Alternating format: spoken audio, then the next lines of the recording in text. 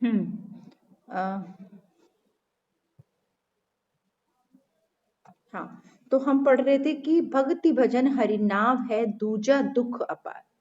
ईश्वर के नाम का भजन, ईश्वर के नाम का स्मरण ही इस संसार को पार करने के लिए नाव के समान है। नौका पर बैठकर आप इस संसार को पार कर सकते हैं, और वो नौका कौन सी है? ईश्वर के नाम की। दूजा दुख अपार, बाकी सारी चीजें जो भौतिक सुखों से जुड़ी हुई हैं, वो सारी चीजें दुख का कारण होती हैं। आज नहीं तो कल, अगर आज सुख दे रही है तो कल वो दुख भी दे सकती है।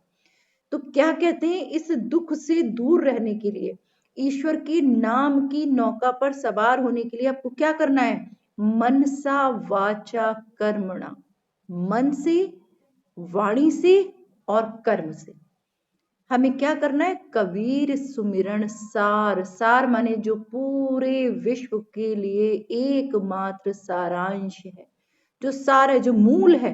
वो मूल क्या है? वो ईश्वर है, जिसने इस संसार की रचना की और जो इस संसार का नाश भी करेगा। तो कबीरदास जी कहते हैं आपको मन से, केवल मेरे कहने से, ये गुरुओं के कहने से, ये धर्म ग्रंथों के कहने से नहीं करना, आपको मन में धारण करना है। और मन में धारण करेंगे तो वाणी से भी आप उसी प्रकार कर्म करेंगे। किसी के प्रति हिंसा नहीं करेंगे, मन से किसी को दुख नहीं पहुंचाएंगे, किसी को गलत शब्द नहीं बोलेंगे, आप शब्द नहीं बोलेंगे। और कर्म से जो कार्य करेंगे वो भी आपकी उसी प्रकार के हो जिससे कि सुखों की प्राप्ति हो, जिससे कि ईश्वर की प्राप्ति हो। तो मन से, वाणी से और कर्म से क्या करना है? कबीर सुमिरन सार, कबीरदास जी कहते हैं ईश्वर का सुमिरन करना है, ईश्वर को याद करना है। ठीक है, तो कहने का तात्पर्य यह है कि अगर आप इस संसार रूपी सागर में अच्छी प्रकार से घूमना चाहते हैं, इससे पार होना चाहते हैं, तो आपको ईश्वर का स्मरण करना ही होगा। आप ईश्वर को याद करेंगे तो ईश्वर आपकी जो मुश्किलें हैं उनको दूर करके आपको इस संसार रूपी सागर से मुक्ति दिला सकता है। अगला भी बहुत अच्छा है और इम्पोर्टेंट भी है काफी, कि चिंता तू हरि नाव की और न चिंता दास, जी कुछ चितवई राम बिन सोई काल की फास। अब हाँ, अलंकार अगर आप पढ़ते होंगे तो अलंकार में एक अलंकार आता है श्लेष अलंकार, और श्लेष का मतलब होता है चिपका, चिपकना।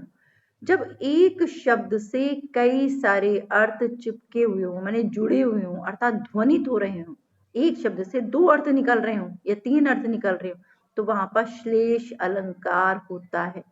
ध्यान रखेंगे, इस वाले दोहे में श्लेष अलंकार है। अब किस शब्द में? चिंता।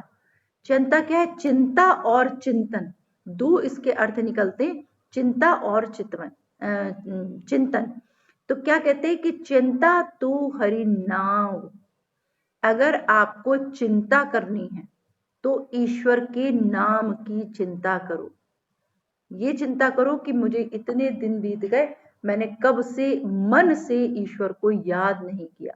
मेरे 20 साल निकल गए, मेरे 40 साल निकल गए, मेरे 60 साल निकल गए, और मैंने अब तक अपने मन को भौतिक सुख साधनों में लगा रखा है, लेकिन ईश्वर की तरफ मेरा मन प्रवृत्त नहीं हुआ। तो चिंता तो हरि नाम की, अगर आपको चिंता फिक्र करनी है तो मोह माया की मत करिए कि अरे मेरी नौकरी कब लगेगी और मेरी पढ़ाई कैसे होगी। अपने कर्म अवश्य करिए, लेकिन ईश्वर के नाम का चिंतन करते रहिए। और न चिंता दास, और किसी प्रकार की भी चिंता का दास माने नौकर मत बन जाइए। बाकी सारी चिंताएं हमें आत्महत्या की तरफ ले जाती हैं, हार्ट पेशेंट बना देती हैं, ब्लड प्रेशर का पेशेंट बना देती है, क्योंकि हम बेकार की चिंता करते हैं। अपना कर्म करें और कर्म के फल को ईश्वर के प्रति समर्पित करते हैं, तो हमें और कुछ चिंता करने की आवश्यकता नहीं होगी। तो फिर से एक बार देखें कि चिंता तो हरिनाम की और न चिंता दास, कि अगर आपको चिंता करनी है, आपको फिक्र करनी है, तो आपको ईश्वर के नाम की फिक्र करनी है, और किसी प्रकार की चिंता का नौकर, उसी के अधीन होकर के हमें नहीं रहना। दूसरा अर्थ जो मैंने बताया कि आपको चिंतन से मतलब है कि अगर आपको चिंतन करना है, अगर किसी चीज को स्मरण ही करना है, तो आप किसी और चीज को याद न करके ईश्वर के नाम का चिंतन मनन करते रहिए, मन ही मन। अगर आपको लगे कि भाई मैं तो यंग बच्चा हूँ, यंग बच्ची हूँ, मैं कैसे सबके सामने ऐसे पूजा पाठ करूंगी, तो लोग हंसेंगे, हो युवावस्था में ही, यंग एज में ही तो बुढ़े हो गए। बात वो नहीं है, बात होती है कि आप अपने मन से धारण करिए। उसके लिए मंदिर जाने के लिए, उसके लिए आपको मंदिर के आगे बैठने की, पूजा पाठ करने की आवश्यकता नहीं। आप मन से, सच्चे मन से स्मरण करते रहें। तो अगर आपको चिंता करनी है तो ईश्वर के नाम की चिंता करिए, और किसी प्रकार की चिंतन जो है, और किसी प्रकार का जो चिंतन है, वो आपको चिंता का दास बना देता है, नौकर बना देता है। जी कुछ चितवई राम बिन, राम माने उस निर्गुण निराकार ईश्वर राम के बिना या उसके अतिरिक्त अगर किसी और चीज की चिंता करते हैं, चिंतन करते हैं, तो सोई काल की फांस, काल माने मौत की फांसी का फंदा बन जाती है, मौत का कारण बन जाती है, आपकी असुविधा का, आपकी परेशानियों का कारण बन जाती है। तो चिंता माने फिक्र करना कि हमें पढ़ना है, हमें नौकरी करनी है, हमें घर चलाना है, संसार चलाना है, ये सब चीजें ठीक है अपनी जगह, लेकिन उसके पीछे पूरी तरह अपने जीवन को समर्पित नहीं कर देना है। ठीक है, तो फिर से एक बार देखिए कि अगर आपको चिंतन करना है, चिंतन माने याद करना है या चिंता करनी है, तो ईश्वर के नाम की करो, और किसी चीज की चिंता आपको बीमार बना देती है।